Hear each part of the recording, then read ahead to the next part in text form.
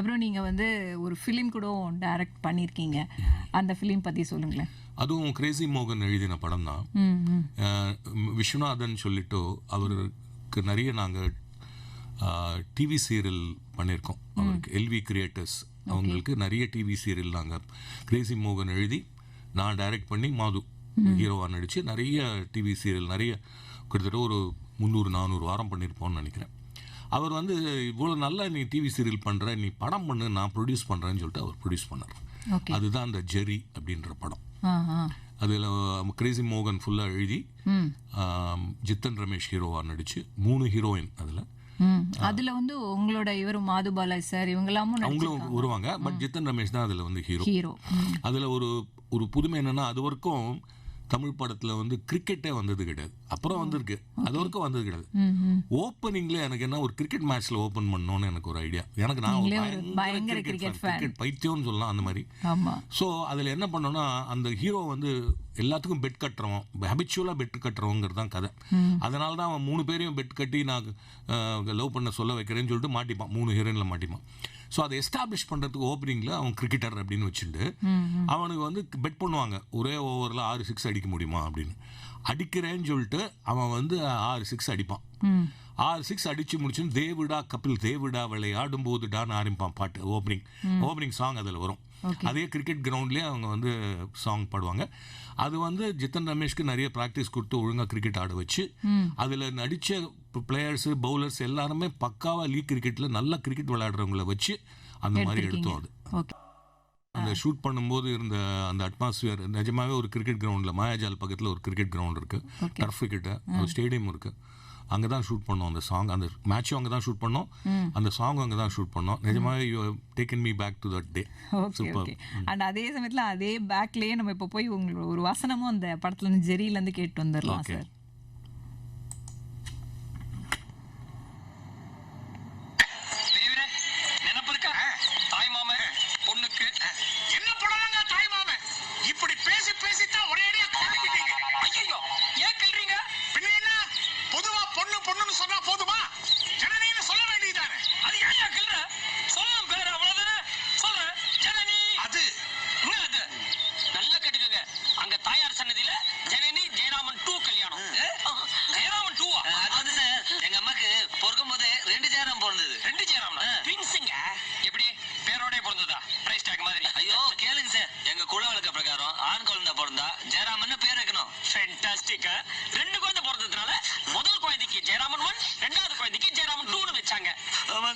அதுல ஜெயராமன் தங்கல போட்டுக்கிச்சு சார்.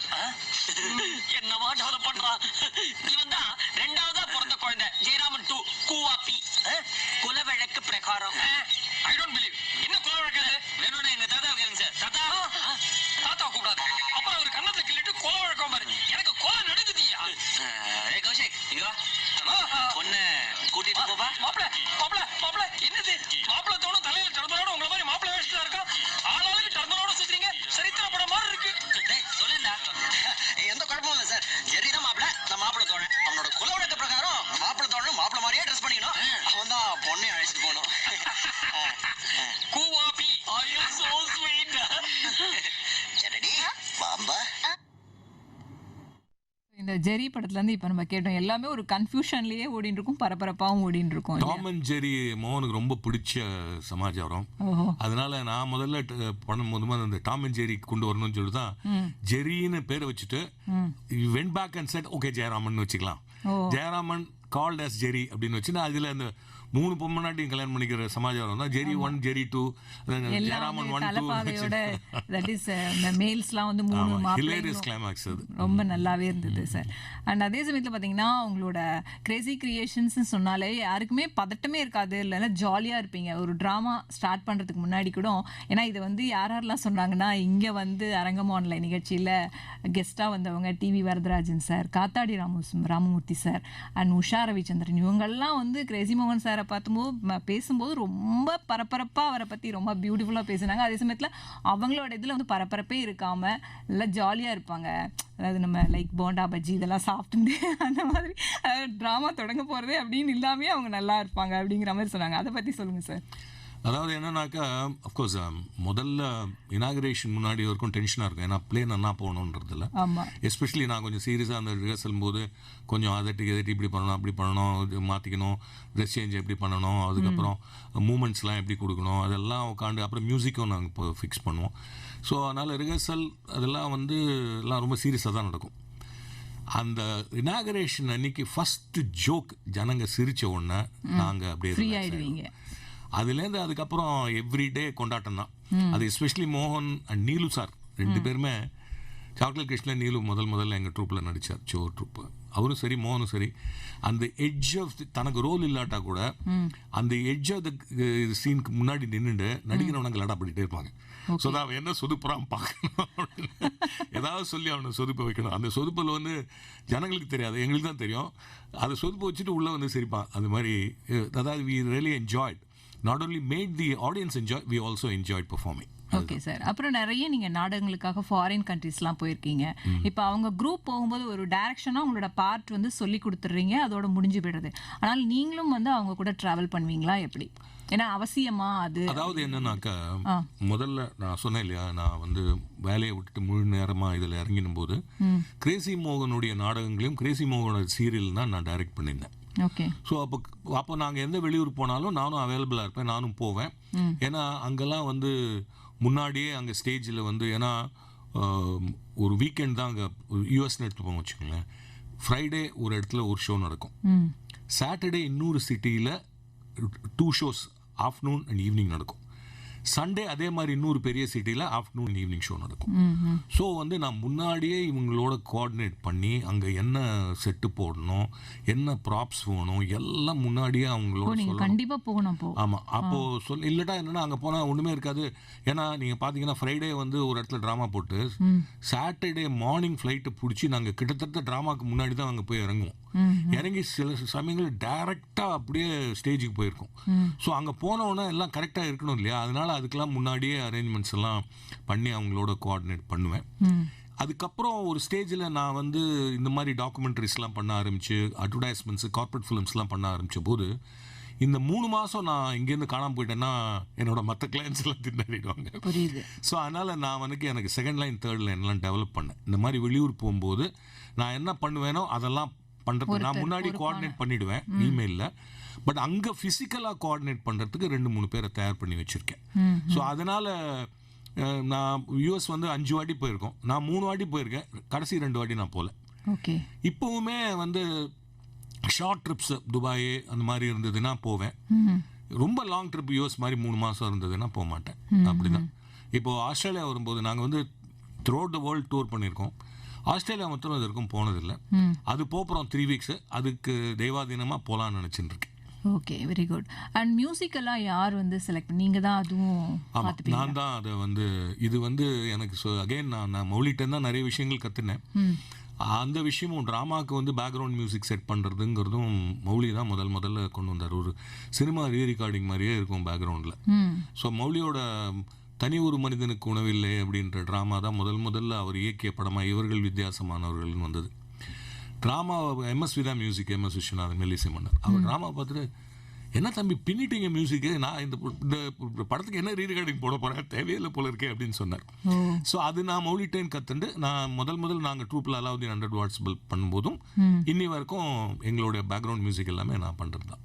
அதாவது எப்படி பண்ணுவோன்னாக்கா, நான் எனக்கு கம்போஸ்லாம் பண்ண தெரியாது. காப்பிரைட் ஆக்ட்குள்ளே என்னென்னலாம் மியூசிக் அவைலபிளாக இருக்கோ, அண்ட் எங்களுடைய சீரியல்லே ரமேஷ் நாயகம் போட்ட மியூசிக், சாங்கில் ஒரு பிஜிஎம், இதெல்லாம் எடுத்து ப்ளஸ் எங்கள் ட்ரூப்பில் லாயர் ஃப்ரெண்டு, அதாவது மேரேஜ் மேடுன்னு சொல்லுவோம்ல, பார்பர் முத்துவா நடிச்சார் சுப்பிரமணியம், அவருடைய சன் கௌஷிக் இருக்கார், அவரும் மியூசிக் டைரக்டர் ஆகிட்டார் இப்போ பிரமாதமாக. ஸோ அவரையும் வச்சு பேக்ரவுண்ட் மியூசிக்லாம் போட வச்சு, அவரை வச்சு சாங் போட வச்சு அதில் எல்லாம் மியூசிக் எடுத்து செட் பண்ணுவோம். அதுவும் நான் பண்ணுறது தான். அண்ட் நீங்கள் நிறைய அட்வர்டைஸ்மெண்ட்ஸ் கூட பண்ணியிருக்கீங்க இல்லையா, ஆட் ஃபிலிம்ஸ் மாதிரி, அதெல்லாம் என்னென்னலாம் பண்ணியிருக்கீங்க? டியூக்ஸ் பிஸ்கெட்ஸ் பண்ணியிருக்கேன், பேண்டஃபோர் இருந்தபோது அவளுக்கு பண்ணியிருக்கேன், எலாக் வாட்டர் ஹீட்டர் பண்ணியிருக்கேன். இது எப்படின்னாக்கா, நான் வந்து போய் கம்பீட் பண்ண மாட்டேன் மார்க்கெட்டில். ஏன்னா இதில் ஒரு ஸ்டேஜில் என்ன ஆகும்னா, ரொம்ப கோடம்பாத்தில் இருக்க அசிஸ்டன்ட் டைரக்டர்ஸோடு நம்ம கம்பீட் பண்ண வேண்டியதாக போயிடும். அதனால் நான் வந்து நானாக போய் நான் அட்வர்டைஸ்மெண்ட் பண்ணுறான்னு சொல்ல மாட்டேன். என்னோடய ஃப்ரெண்ட்ஸு அவங்க ப்ராடக்ட் நீ பண்ணி கொடுறான்னு சொல்லும்போது பண்ணுவேன். அப்படிதான். ஸோ நான் பண்ண அட்வர்டைஸ்மெண்ட்ஸ் எல்லாமே பேசிக் என்னன்னா, அந்த அட்வர்டைஸ்மெண்ட்டுக்கு நான் யார் பண்ணேனோ அந்த ப்ராடக்ட் வந்து என்னோட ஃப்ரெண்டோடது. ஸோ நண்பனுக்காக நான் அந்த படங்கள் பண்ணுவீங்க நீங்கள். ஓகே, ரொம்ப அருமை. நீங்கள் நிறைய துறையில் இருக்கீங்க. அண்ட் அதே சமயத்தில் கிரேசி கிரியேஷன்ஸில் சாக்லேட் கிருஷ்ணாங்கிறது ஒரு மிகப்பெரிய வெற்றி. குழந்தைகளுக்காகவே அவங்களுக்காகவே அந்த பேரை நீங்கள் செலக்ட் பண்ணியிருப்பீங்கன்னு நினைக்கிறேன். ஸோ அதை பற்றி சொல்லுங்கள் சார். சாக்லேட் கிருஷ்ணா வந்து இந்த தாட் மோகனுக்கு வந்த போது, இது வந்து ஒரு பிரபல ஒரு இங்கிலீஷ் படம். அந்த படத்தை நான் பார்த்துட்டு, மோகன் அந்த படத்தை பாரு, நம்ம வந்து அதுலேருந்து நிறைய எடுத்து வச்சுக்கலாம் அப்படின்னு சொன்னேன். மோகன் அந்த படத்தை பார்த்துட்டு திட்டினா, ஏண்டா இப்போ வந்து இங்கிலீஷ் படத்தை சொல்கிறிய, நம்மளுடைய முதல் நாடகம் அலாவுதீன் 100 வாட்ஸ் பல்போ அதே தான். ஓகே, அலாவுதீன் பதில் கிருஷ்ணான்னு வச்சுப்போம். ஓகே, கண்ணுக்கு புலப்படாத ஒரு அமானுஷ்ய சக்தி இஸ் ஹெல்பிங் த ஹீரோ. இதுதான் கான்செப்ட். இதுதான் இங்கிலீஷ் படத்தை கான்செப்டுமே. இது நம்ம 40 வருஷத்துக்கு முன்னாடி, அது நாங்கள் 10 வருஷம் ஆகுது சாக்லேட் கிருஷ்ணா பண்ணி. ஸோ 33 வருஷத்துக்கு முன்னாடியே நம்ம பண்ணிட்டோம். அதுதான் நீயும் டைரக்ட் பண்ணுறதுக்கு அது ஞாபகம் எல்லாம் இங்கிலீஷ் படத்தை பற்றி சொல்கிற இடம். சாரி போக கரெக்டு. அமானுஷ்ய சக்தியை ஹெல்ப் பண்ணுறதுன்றது வந்து நம்ம முதலே பண்ணிட்டோம் அப்படின்னு சொன்னோம். அப்படி தான் இது வந்தது. அதில் வந்து கிருஷ்ணர்னு வச்சுக்கலாம் அப்படின்னா, ஏன்னாக்கா குழந்தைகளுக்கு பிடித்த கான்செப்டாக வச்சுக்கணும். ஏன்னா ஒரு ஹியூமருக்கு வந்து நம்ம குழந்தைகளை வந்து டார்கெட் பண்ணோன்னா அது வந்து ஆரோக்கியமான ஹியூமராக இருக்கும். அண்ட் குழந்தைகள் வந்து பிடிச்சி வந்தாங்கன்னா அப்பா அம்மாவும் வர வேண்டியதாக வரும். ஸோ ஆட்டோமேட்டிக்காக குழந்தைகள் ரசிக்கும் போது குழந்தைகள் ரசிக்கிறத பார்த்து அப்பா அம்மாக்களும் ரசிப்பார்கள் அப்படின்றது வந்தது. ஸோ குழந்தைகள்னு ஒன்று இமீடியட் தாட் வந்து கிருஷ்ணர். கிருஷ்ணரே ஒரு குழந்தை தான். கிருஷ்ணருக்கு குழந்தைகளுக்கு பிடித்தவர் கிருஷ்ணர் அப்படின்னு வச்சுருந்தோம். அண்ட் குழந்தைகளுக்கு பிடிச்ச இன்னொரு சமாச்சாரம் சாக்லேட். ஸோ அப்படி தான் வந்தது. இன்னொன்று என்னன்னாக்கா, அது வரைக்கும் நீங்கள் பார்த்தீங்கன்னா மோகன் வந்து டைட்டில் ரோல் பண்ணதே கிடையாது. அலாவுதீன் 100 வாட்ஸ் பல்பில் அலாவுதீன் மோகன் கிடையாது. அது கே ரவிசங்கர் என் ஃப்ரெண்டு. அதே மாதிரி பாலாஜியோடைய ஆக்டிங் எபிலிட்டியை ரொம்ப மோகன் மதிக்கிறது வழக்கம். அதனால மெயினாக பாலாஜிக்கு தான் நிறைய யூஸ் டு ரைட். தனக்கு சின்ன ரோலாக தான் எழுதிப்பான். இல்லை, அவர் பேசுகிற வசனங்கள்லாம் யாருமே பேச முடியாது. மாதுபாலாஜி அந்த டைமிங், அந்த கடகடகன்னு அவர் தூக்கத்தில் எழுப்பி கேட்டால் கூட சொல்லுவார் போல இருக்கு. அந்த அளவுக்கு ஒரு வெல் ட்ரெயின்டாக இருக்காரு. எப்படி அவரால் அது முடியறதுன்னு எனக்கு தெரியல. அதனால ஸோ என்ன பண்ணுவானாக்கா, மோகன் எழுத வேண்டியது வேற இருக்கும். கடைசி நாள் வரைக்கும் எழுதிட்டு இருப்பான். ஸோ ரோலை வேற எடுத்துட்டு அதை வேற டப்பா அடிக்கணுமேங்கிறதுனால என்ன பண்ணுவான், செகண்ட் ஹாஃப் டப்பா அடிப்பார் அவரு. நம்ம செகண்ட் ஹாஃப் ஏன்னா எழுதினா கூட என்ன பேசணுன்றது வரும் இல்லையா. ஸோ அதனால அது டைம் ஆகும்னு சொல்லிட்டு அவன் சின்ன ரோலை தான் எழுதிப்பான். சாக்லேட் கிருஷ்ணாம் போது அவனுக்கு வந்து முன்னாடி எழுதணுங்கிற இது வந்தது. ஓகே. ஸோ அது ஒரு தெய்வ கடாட்சம். அதாவது இந்த மாதிரி லாஸ்ட் மினிட்ல வச்சுக்கூடாது, முன்னாடியே எழுதணுங்கிறது அவனுக்கே தோணி ஒரு 15 நாள் முன்னாடி எழுதி கொடுத்துட்டான். எழுதி கொடுத்துட்டு நாங்கள் ரிஹர்சல் பண்ணுறது 10 நாள் போனோம். ஏன்னா நான் எழுதி கொடுத்துட்டு ரிஹர்சல் பண்ணாமல் என்னடா பண்ணுறீங்கன்னு அவன் திட்டுற ஸ்டேஜ் ஆகிடுது. ஏன்னா நார்மலாக இனாகரேஷன் இன்னைக்கு கார்த்தால கூட கிளைமேக்ஸ் எழுதி அப்புறம் அங்கேயே போய் பண்ணுவோம். வேற நான் எழுதி முடிச்சுட்டு 5 நாள் பசாமல் இருக்கீங்களாடா. இல்லை மோகன் 15 நாள் ரிஹர்சல் வேணா, 10 நாள் போகிறோம். நான் இதாண்டா முன்னாடி எழுதிக்கூடாது. இல்லை ஃபர்ஸ்ட் டைம் மோகன் டிட் அது டைட்டில் ரோல் தேர். கிருஷ்ணரா மோகன் நடிச்சது. ஸோ அதனால அதுக்கு நிறைய இம்பார்ட்டன்ஸ் ப்ளஸ் ரிஹர்ஸ் பண்ணுறதுக்கு நிறைய டைம் ஹி ஹேட். அது மட்டும் இல்லை, அது ஆன் த ஸ்டேஜு அப்புறம் அங்கே ரிஹர்சல் போதே நிறைய டெவலப் ஆகும் அவனுக்கே. இது சேர்த்துக்கலாம் அதை சேர்த்துக்கலாம் அப்படின்னு வரும். ஸோ அவர் கொஞ்சம் ஆட் பண்ணிப்பார். அண்ட் அதுலேருந்து ஒரு சீன் வந்து உங்களுக்காக இங்கே ப்ளே பண்ணுறோம் சார். அண்ட் நேயர்களும் வந்து கேட்டு மகிழட்டுமே அப்படிங்கிற ஒரு நல்ல எண்ணத்துடன் தான். ஷோர்.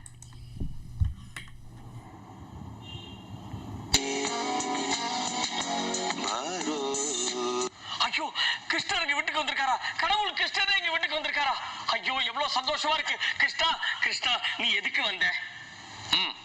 வரலன்னா ஏன் வரலம்பீங்க, வந்தா ஏன் வந்தேங்கிறீங்க. உங்களோட பெரிய இம்சையா போச்சே. ஒரு நிமிஷம். என்ன?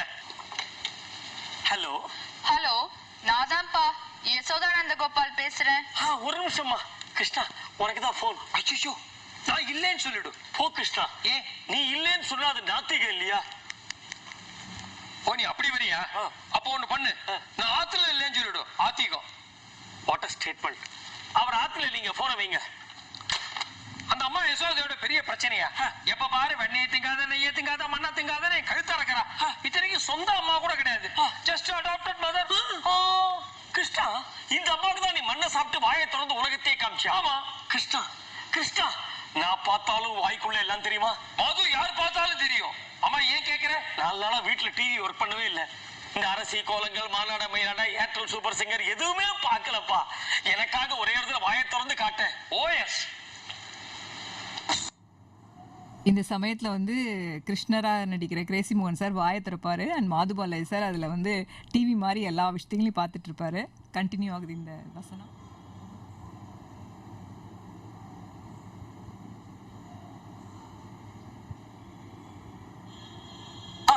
சூப்பர். தெரியுறதா? தசாவதாரமே தெரியுது. நண்பன் திருட்டு விசிடியா? Hello Hello, sorry for the trouble. I'm again Rukmani. By any chance your husband அங்க வந்தாரா? ஒரு நிமிஷமா. கிருஷ்ணா உனக்கு தான் போன். இல்ல சொல்லு. இல்ல என்கிட்ட இல்லையா? போன்ல இல்லன்னு சொல்லியா? கிருஷ்ணா லைன்ல இருக்குது உங்க அம்மா இல்ல, உன் ஒய்ஃப் ருக்மணி லைன்ல இருக்கா. நல்லா தெரியுயா மது, நீ நினைக்கிற மாதிரி அது சாதாரண லைன் கிடையாது. லைஃப் லைன் மாதிரி அங்க ஒரு ஒய்ஃப் லைன் வரிசையா கியூல நிக்கிறது. பாமா ருக்மணி ராதா மீரா ஆண்டாள் மறந்து போயிடுது எட்ஸெட்ரா எட்ஸெட்ரா. மறந்து போற அளவுக்கு ஆயிடுச்சா? இப்ப அத்தனை பேரோட பேச ஆரம்பிச்சேன். அப்புறம் எங்க கிருஷ்ணா கால் சென்டர் தான் நடக்கும். சொல்லுங்கம்மா என்னம்மா வேணும்? ஒண்ணுமில்லைங்க. திரௌபதிக்கு மட்டும் அத்தனை பட்டுப்புடவை கொடுத்தீங்களே, எனக்காக ஒரே ஒரு பட்டுப்புடவை தரக்கூடாதான்னு கேட்டேன். உடனே சண்டை போட்டுக்கிட்டு கிளம்பிட்டாரு. ஏமா பட்டு போன ஒண்ணுனா எதுக்குமா இந்த கிருஷ்ணசாமியை கேக்குற? நல்லி குப்புசாமியை கேளுமா. டார்ச்சர். போன வைங்க. என்ன இந்த அம்மா பட்டு புடவை வேணும்னு கேக்குது? இப்ப புடவை வேணும்னு கேப்பாயா? அப்புறம் மேட்சிங்கா பிளவுஸ் கேப்போம். எவன் அலையிறது சொல்லு. ஓஹோ, நீ ரங்கநாத் ஸ்ட்ரீட்ல லோலோன்னு அலையிறியா? அது இத தவிர I have one more problem. இல்ல கொஞ்ச நாளாவே பா என் ஒய்ஃபுக்கு எங்க அம்மாக்கு ஒர்க் அவுட்டே ஆகல. ரொம்ப சண்டை போட்டுக்கிறான். கிருஷ்ணா என்ன அநியாயமா இருக்கு. உங்க வீட்லயும் மாமியார் மாட்டு பொண்ணு பிரச்சனையா? அட போப்பா, ஒரு மாமியார் ஒரு மாட்டு பொண்ணு பிரச்சனைனா தீர்த்து வச்சிடலாம். என் கேஸ்ல ஒரு மாமியார் பல மாட்டு பொண்கள் பர்முடேஷன் காம்பினேஷன் அடிச்சுக்கிறாங்க. ஹலோ ஹலோ மாதுங்களா? ஆமா நான் தான் அர்ஜுன் பேசுறேன். என்ன மங்காத்தா நல்லா போகுதா? நான் அர்ஜுனன் பேசுறேங்க. ஓ மகாபாரத அர்ஜுனனா? சொல்லுங்க சொல்லுங்க. அண்ணா அங்க வந்தாரா? யாரு? தர்மரா? இன்னும் வரலையே. அவர் என்ன அடுத்த வண்டியில வராரா? அந்த அண்ணா இல்லைங்க, கிருஷ்ணர் அண்ணா. கிருஷ்ணர் அண்ணாவா? என்ன கிருஷ்ணா அர்ஜுன உன்ன போய் அண்ணா அண்ணாங்கிறான்? அவரு பைத்தியக்காரன். எப்ப பாரு ராயர் ஹோட்டல் சர்வர் மாதிரி அண்ணா என்ன என்ன என்ன என்ன என்ன என்ன என்ன என்ன என்ன சுத்தி சுத்தி வந்துட்டு இருப்பான். என்ன வேணுமான கோயில் போன வைக்க சொல்ல. என்ன வேணும்னு கேக்குறார்.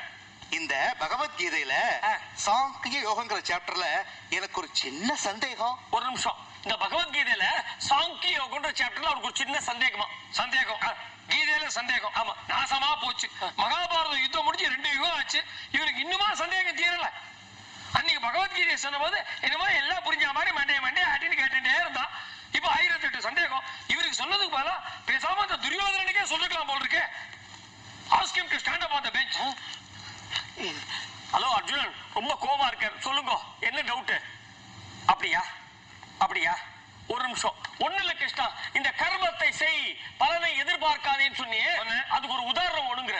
உதாரணம் இவனுக்கு கீதையை சொன்னேன், அதுதான் நான் செஞ்ச கர்மம். அதுக்கான பலனை இன்னி வரைக்கும் அனுபவிச்சுட்டு இருக்கேன். ஹலோ அர்ஜுனன், உங்களுக்கு என்ன பகவத்கீதையில டவுட் அவ்வளவுதானே? எதுக்கு சார் இவரை தொந்தரவு பண்றீங்க?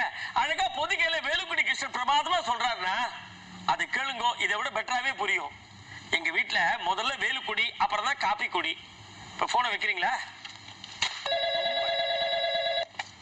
ஹலோ ஹலோ மாது, நான் ஆண்டாள் பேசுறேன். யாரு? Andal? Hello hello hello Andal? Madhu. Hello hello hello Andal? Madhu Madhu Madhu ஆண்டாளே தான். எப்படி சொல்ற? ஸ்ரீவில்லிபுத்தூர்ல சிக்னல் சரியா எடுக்காது. நீ கொஞ்சம் லவுடர் உறக்க பேசு. ஹலோ மாது, இப்ப கேக்குறதா? இப்ப நல்லா கேக்குது. எங்க ஆத்துக்காரர் அங்க வந்திருக்காரு கேள்விப்பட்டேன். ஆமா கிச்சு இங்கதான் இருக்க. கிச்சுவா? மாது, எனக்கு உதவி பண்றியா? சொல்லுங்க. என்கிட்ட இருந்தது இல்லையா கிளி, அது பறந்து போயிடுத்து. அவர்கிட்ட சொல்லி ஒரு கிளி அனுப்ப சொல்ல. கிளியா? என்ன கிருஷ்ணா ஆண்டாள் கிளி வேணும்னு கேக்குறா? ஏதோ இதை மட்டும் கருடன் கேட்காம இருந்தாலே. இந்த சாக்லேட் கிருஷ்ணா சீன்ல நீங்க பாத்தீங்கன்னா இந்த இது வந்து எப்படி சார் இப்படி எழுத முடிஞ்சதுன்னு எனக்கு தெரியல. அந்த தர்மர் வந்து இது பண்ணுவேன் அண்ணா அண்ணா அண்ணா இதுல இன்னொரு இன்ட்ரெஸ்டிங் சமாச்சாரம் என்னன்னாக்க, இது வந்து அந்த சமயத்துல 100 பிளேயர் இருந்தா 130 106 பிளேயர்ல கூட சில சமயம் அங்கேயே தோணும் அப்படின்றது மாதிரி இந்த வேலுக்குடி கிருஷ்ணன்ங்கிறது வந்து பாலாஜி அங்கேயே அடிச்சது, அது முன்னாடி ஸ்கிரிப்ட்ல கிடையாது. ஓ இவர்கிட்ட ஏன் பார்த்தேன், எனக்கு காத்தால பொதுகையில் வேலுக்குடி கிருஷ்ணன் சொல்றது தானே அப்படின்னு பாலாஜி சொன்னா செம்ம கிளாப்ஸ்ல போச்சு. ஆமா மோகன் இன்டர்வல் வந்து நாளையில இன்னொன்னு சேர்த்துக்கோ, எங்க வீட்டுல எப்போதுமே காத்தால வேலுக்குடி அப்புறம் தான் காப்பி குடி அப்படிங்கிறது சேர்த்துக்கோன்னு அப்புறம் மோகன் சொன்னாங்க. Okay okay. ரொம்ப அதாவது இங்க ப்ளே பண்ணிட்டு இருக்கும்போதே நம்மளை அடக்க முடியாத ஒரு சிரிப்போட போச்சு. ஸோ நிச்சயமாவே இந்த ஒரு சீன் நல்லா இருக்கும், ரொம்ப கேட்சிவா இருக்கும்னு சொல்லிட்டு தான் இதை நம்ம இந்த சாக்லேட் கிருஷ்ணா இன்ஃபேக்ட் நீங்க பாத்தீங்கன்னா it created history in Tamil theatre. 1000+ இது கிட்டத்தட்ட 1100 ஷோஸ் இப்போ போட்டிருக்கோம். ஓகே. எனக்கு தெரிஞ்சு எங்க நினைவில் எந்த நாடகமே தமிழ் ஹிஸ்டரி ஆஃப் தமிழ் தியேட்டர்ல இவ்வளவு முறை போட்டதா ஞாபகம் இல்லை எனக்கு. Okay okay first time. And மேலும் வந்து உங்களுக்கு என்ன சார், அது மாதுபாலாஜி சார்கிட்டையும் கிரேசி மோகன் சார்கிட்டையும் உங்கள்கிட்ட ரொம்ப பிடிச்ச விஷயங்கள் அப்படிங்கிற மாதிரி ஏதானும் உங்களுக்கு சொல்ல தோணுதா? அதாவது இப்போ நாங்கள் வந்து சைல்ட்ஹுட் ஃப்ரெண்ட்ஸாக இருந்து இன்னி வரைக்கும் மோகன் போயிட்டா கூட டெய்லி ஏதாவது ஒரு 3-4 இடத்துல மோகனை ரிகலெக்ட் பண்ணாமே நாங்கள் இருக்கிறது இல்லை. உங்களோட குரல்லையே எனக்கு தெரியறது, அண்ட் கண்ணிலையும் தண்ணி அப்படியே வருது. உங்களுக்கு ரொம்ப கஷ்டமா தான் இருக்கு சார். மாதுபாலாஜி அப்படிதான். மாதுபாலாஜியோட anything he will ask me. அதே மாதிரி எனக்கு ஏதாவது லைஃப்ல ஏதாவது இம்பார்ட்டன்ஸ் வாங்க, பாலாஜி இந்த மாதிரி இருக்கலான்னு இருக்கேன், என்னடா ஓகே தானேம்மா, சில சமயம் கரெக்டாக இருக்கும், ஏன்னா அப்படி பண்ணுறம்மா. அதே மாதிரி அவனும் வந்து நிறைய சமாச்சாரங்கள் என்ன கேட்காம பண்ண மாட்டான்.